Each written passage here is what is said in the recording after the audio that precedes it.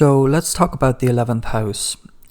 So the 11th house is the house of the collective and how we fit into the collective.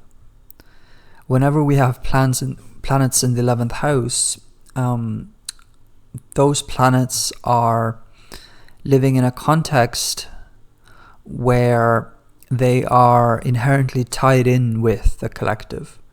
So if somebody has, for example, Mercury in the 11th house, their thought processes, things that they like to communicate about, their ways of perceiving and wanting to share information are very much tied in with the larger picture of the collective consciousness.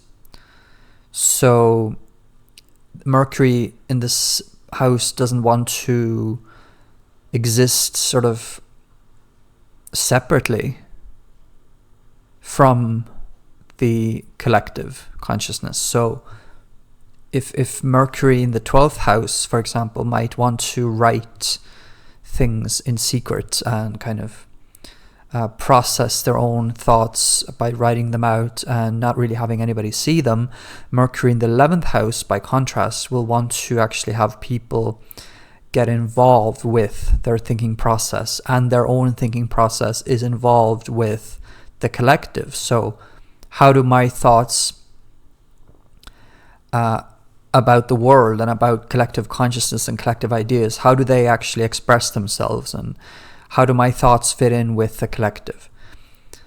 Venus in the 11th house.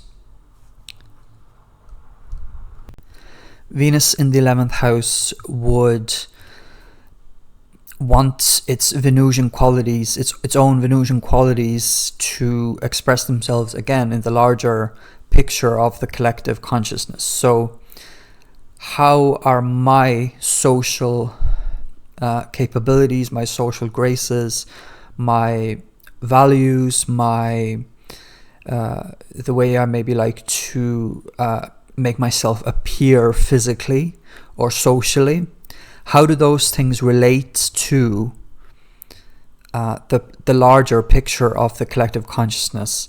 How am I showing up in my Venusian ways in my own circle of friends, acquaintances, social connections, and also in the larger picture of the human collective?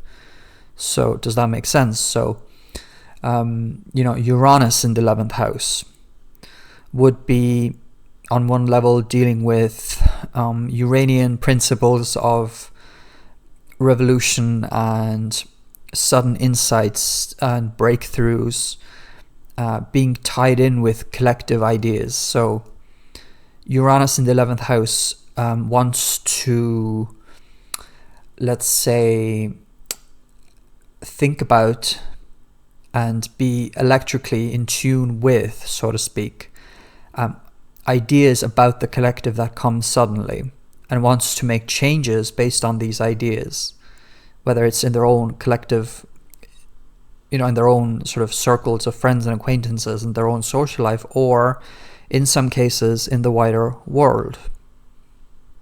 Sun in the 11th house would mean, for example, that the person's conscious identity, its own egoic needs, let's say, its sense of self, let's say, are all tied in with, again, the collective consciousness and the larger picture of humanity, and where how humans are doing collectively and where their focus is placed at a current time. So it's almost like Sun in the 11th house is very aware of the fact that it's not separate. It is in tune with, on a conscious egoic level almost, it's in tune with the fact that they are part of a bigger picture. Whereas something like, again, Sun in the 12th house would be more secluded, would be more about letting go of certain baggage, and more the collective unconscious, and also some personal baggage that you kind of need to let go of. So, by contrast, Sun in the 11th house is that, your ways of being in the world in a conscious way, your conscious sense of self and your self sort of identity is linked very much consciously with the wider world, the wider collective experience. Moon in the 11th house, you're emotionally connected to the collective. You have emotional needs. No matter what sign your moon is in, it will kind of modify it. But moon in the 11th house would mean that your emotional needs are tied in with seeing yourself in a larger collective whole and being aware of that. So it's not about sort of, it's just me. Moon in the 11th house has an emotional need to maybe nurture the collective or be nurtured by the collective, and also just be aware of how its own internal landscape of emotions and impressions are tied in with a collective picture. So what I feel is something that other people in the collective also feel. Mars in the 11th house can have to do with let's say putting assertive energy into the collective. What can I do in an assertive way? How can I assert myself in a way that hopefully benefits the collective, right? It's the person that might be very active and assertive when it comes to humanitarian practices. So doing certain activities collectively in groups that has a larger goal, like community centers with activities. I can think of that as being something that's very Mars in the 11th house. Sports activities, group activities where people, do sports, they get together. So the people with the Mars in the 11th house, they would have on one level a need to be assertive about, well, how can I put myself out there into the collective, and how can I get my own Martian needs met through the collective, and how can I actually also get the collective's needs met through my Mars, to see what I'm saying. So how can I hopefully benefit the collective with my own Martian, drive, ambition, assertiveness? What can I do to benefit the larger unit of, the collective unit? What can I do? Jupiter in the 11th house would be very much related to your beliefs and your forward-thinking nature, let's say, your philosophical nature, the part of you that wants to learn, have higher knowledge. Those things are conditioned by your awareness of being in the collective. So your beliefs are tied in with your Jupiterian ideals, and ideas are tied in with the collective experience. Very much so. So it really expands the whole need to be a part of a larger collective in a way that actually gives you meaning. So Jupiter has a lot to do with meaning. So where can I go? What groups can I be a part of that would give my life meaning, and that would also make me feel like I'm part of a bigger meaning? So it's about a personal meaning and it's about a collective meaning at the same time. With Jupiter, there's always also the chance of, going overboard and having excess. And so with that can be, somebody who is so tied in with the collective that they kind of maybe might exaggerate about things in the collective, maybe some news or something, is something that you kind of tend to dramatize and exaggerate. But there's other things going on in the chart, so you kind of have to look at more things. But I would say that Neptune in the 11th house would be, let's say, would have a need to blend with the collective, maybe merge with the collective in a way that your friends, your collective associations, people that you, let's say, socialize with, people that are just in the world at large, they become, the boundaries between those people and yourself might become blurred with Neptune in the 11th house. But also Neptune in the 11th house can be very charitable, so would have to do with, let's say, giving of yourself in a Neptunian way, in a way where it actually benefits the collective, benefits people in a humanitarian way. Saturn in the 11th house can find it difficult to be aware of its role in the collective, let's say, among other things. But with maturity, Saturn can really grow into itself more with maturity, or you can grow into your Saturn themes more with maturity. This is to do with the Saturn return. With maturity, you can actually start to see more of, if you have Saturn in the 11th house, you can start to see more of how you actually fit into the collective, or what you feel like your structured role in the collective consciousness is.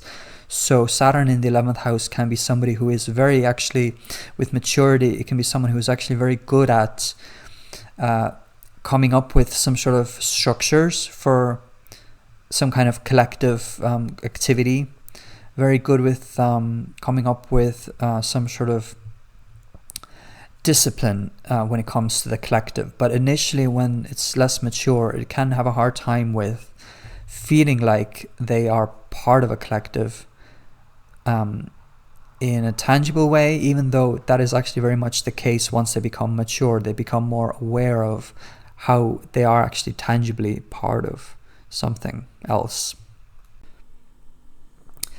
Let's talk about Pluto in the 11th house as well. So Pluto in the 11th house, I would say Pluto in the 11th house would mean that your Plutonian, darker, deeper parts of you, the parts of your psyche that we may not want to look at, are again tied in with the collective in some way, and this can show up in many ways. So Pluto in the 11th house, I would say in its extreme form, it could be someone who's antisocial. It could be someone who is so tapped into their darkness in a way where they might take it out in a way that is antisocial, and where they are not necessarily benefiting the collective, but they're they could maybe take out some of those Plutonian tendencies in the collective consciousness. So I would say that. But also I would say Pluto, in the positive sense, Pluto in the 11th house would be aware of the dark undercurrents of life, right? So is aware of, like, what people are maybe not saying, what's going on in the collective consciousness that is actually taboo or perceived as taboo. People don't want to talk about it, but you're aware of it because your Plutonian tendencies and needs, your Plutonian side of you, the psyche of you, the part of your psyche that is Plutonian, is aware of how it ties itself to the collective. So it's tied in with, that part of you is tied in with the collective. So the larger picture is something that your Pluto is very much involved with. Maybe Pluto in the 11th house would be somebody who is able to, perceive the fake people or something, what they perceive as fake, or the people that are lying, the people in the collective that are somehow skewing things and obscuring things, that you're able to kind of pick that out. There's a lot of things that we could say about this. I could even do, videos, hopefully at some point, about, other houses, and also, more videos about like planets in certain houses, so I could go more in depth. I just wanted to give more of an overview here, but I could go more in depth in other videos. So yeah, the 11th house is the part of our psyche that is tuned to the outer world in a way where, it's kind of like, who am I in the middle of it, and who are they in relation to me? So looking at friends, associations, clubs, groups, the wider social networks around you, and just the wider collective consciousness, where we're at collectively. That is somehow, it's part of us all. It's part of all of our psyches. But if you have planets there or prominent placements there, it would mean that you're very much in tune with, in whatever way your planets are influencing you in that house, you're very much in tune with the wider social collective energies, in a way that you're kind of like walking around the planet with those ideas in your head. So you're kind of aware, very socially aware in that way, in whatever way that works out for you personally, because it depends on your planets and other aspects and things like that. So I hope this was interesting. If you want more from me, do subscribe and leave a like if you enjoyed this, or if you got something out of it, and leave a comment if you have any thoughts about this. I would love to read them. Thank you.